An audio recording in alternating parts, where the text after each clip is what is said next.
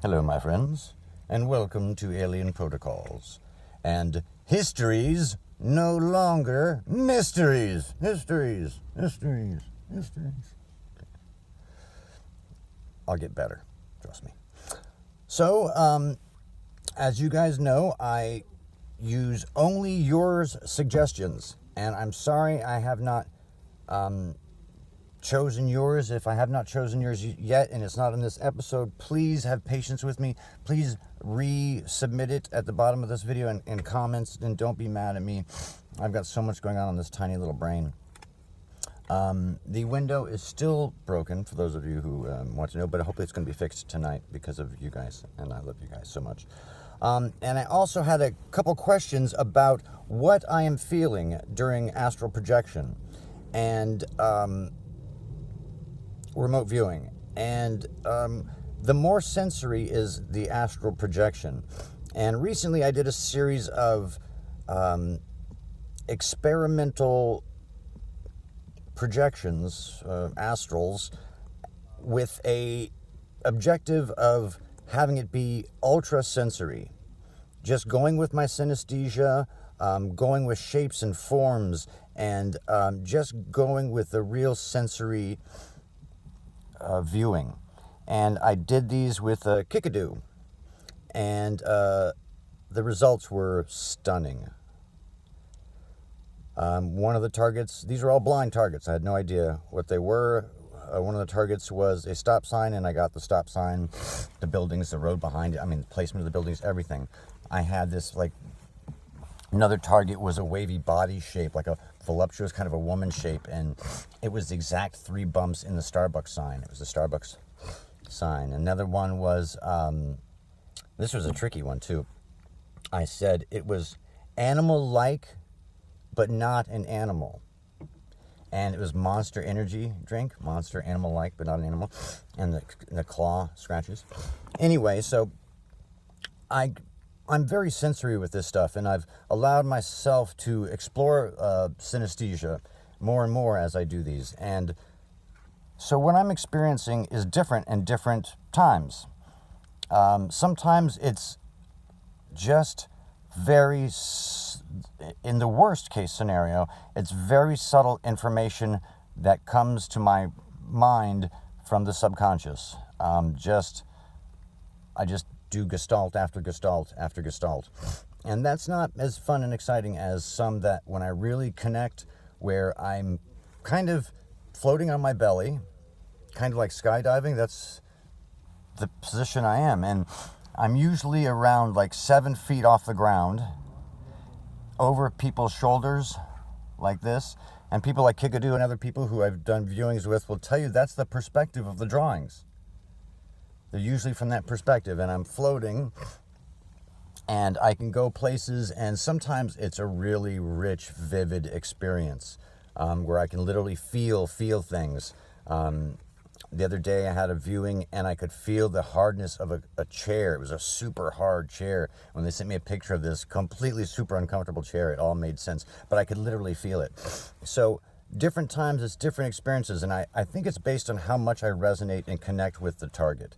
The more I connect, the more I can go straight to the full astral, which is just super rich with data and information is coming in. Now, data is coming in on all sorts of levels. I'm getting contextual information. I'm getting information about very detailed, intricate information about peripheral things.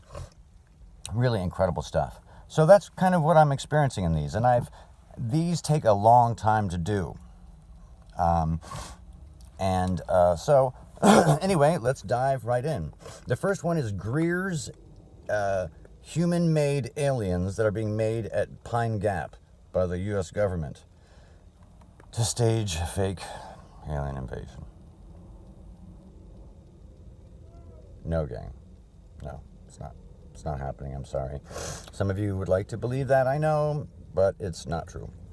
And Greer, I speak to Dr. Greer. We talk on occasion, and I've been helpful and back and forth, and so we are friends. And but I think that he has been hit with counter intel. I think he's gotten so much high-quality information that he was lured in by someone and given information to look bad. So that's not true. There's no fear-mongering. There's no government-made aliens in a fleet of government-made UFOs ready to stage a fake invasion. No, it's not happening. Next is Stan Romanek. Stan Romanek is a horrific faker. He also was accused of having these underage images, and it was him who got the images gross enough. The weird part about Stan, and this was true with Billy Meyer, and this is true with some others, is that Stan actually had a couple real experiences. His very first video when he went to go meet his wife, and that very first time was a real UFO. He caught a real craft. And it's because of his mind. And his mind's kind of fractured, too.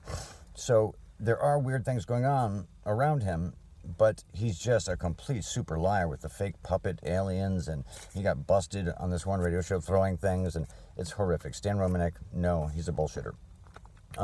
Missing 411, this was really interesting. This is one of those that's dynamic. It's not just one answer, kind of like the Bigfoot answer.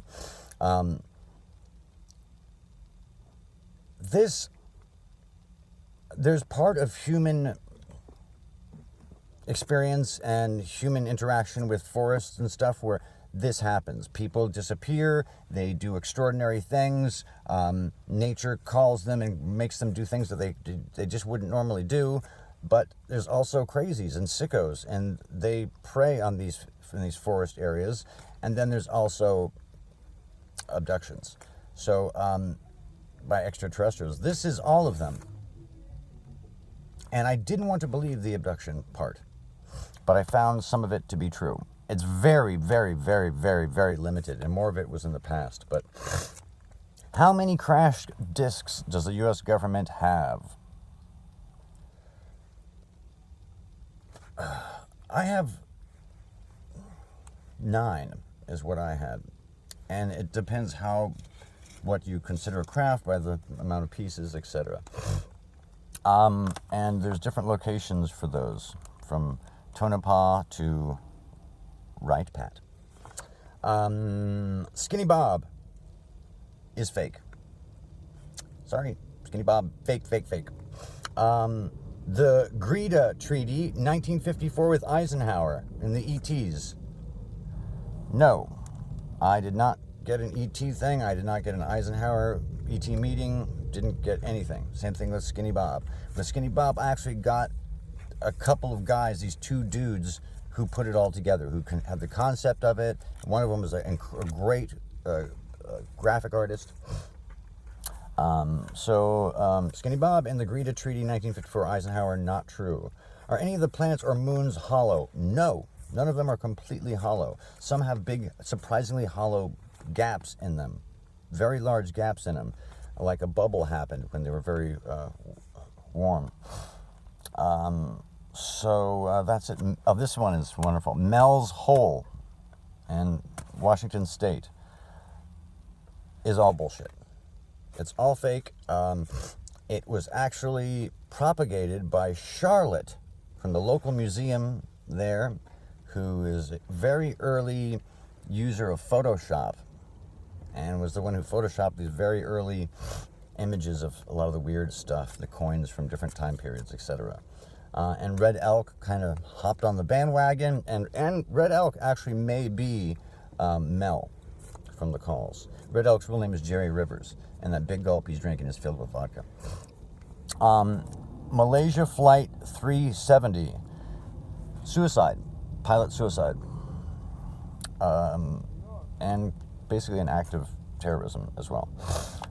Nazi breakaway civilization. Is there a Nazi breakaway civilization? No. But there are groups of people who've adopted Nazism. And finally, the Antikythera mechanism. The Antikythera mechanism was built by humans. It was built by a series of incredible craftsmen that handed down this information. It is essentially a clock, a calendar, a thing for the Olympics, and a couple other things. and it helps them navigate as well as the very first computer. Really extraordinary piece of technology. And